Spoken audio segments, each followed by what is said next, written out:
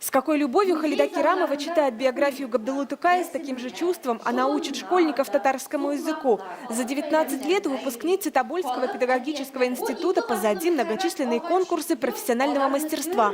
2 победы на региональном уровне. А в феврале 2016 года Халида Керамова заняла 3-е место среди учителей татарского языка по России.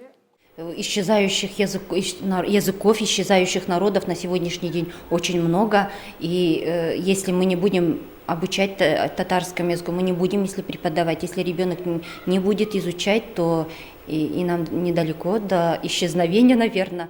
К счастью, ученики школы в деревне Казарова и их родители не отказываются от изучения татарского языка. За весь стаж работы Халиде Керамовой ни разу не приходилось объяснять, зачем нужно знать родной язык. Мне помогает знание татарского языка. Я могу разговаривать на татарском как и со своими родителями, со своей семьей, так и с какими-то людьми.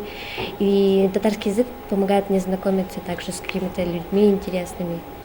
Балалар, Габдулла Тукайның туган көне кайчан була?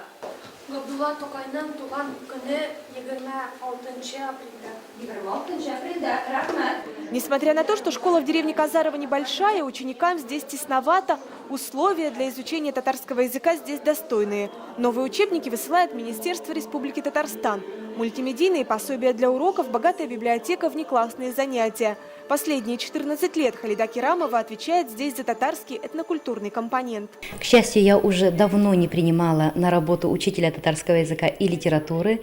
То есть сколько лет я работаю директором, столько лет учителем татарского языка и литературы работает Халида Халидулловна.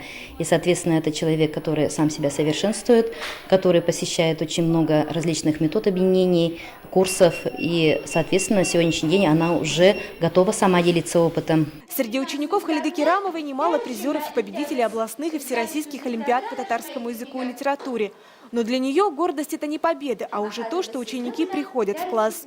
Они приходят ко мне на урок татарского языка, и у нас татарский, да, татарский. Вот они не отказываются, что мы не будем обучать. Они приходят ко мне, они изучают язык, они выполняют домашние задания, они активно вовлекаются во все конкурсы, во все мероприятия. А еще Халиде Керамовой ласкает слух, когда она слышит татарскую речь в школьных коридорах, и вместо «здравствуйте» от учеников звучит «Исян Месес». София Хайруллина, Рамиль Нигматуллин, ТНВ, Тюмень.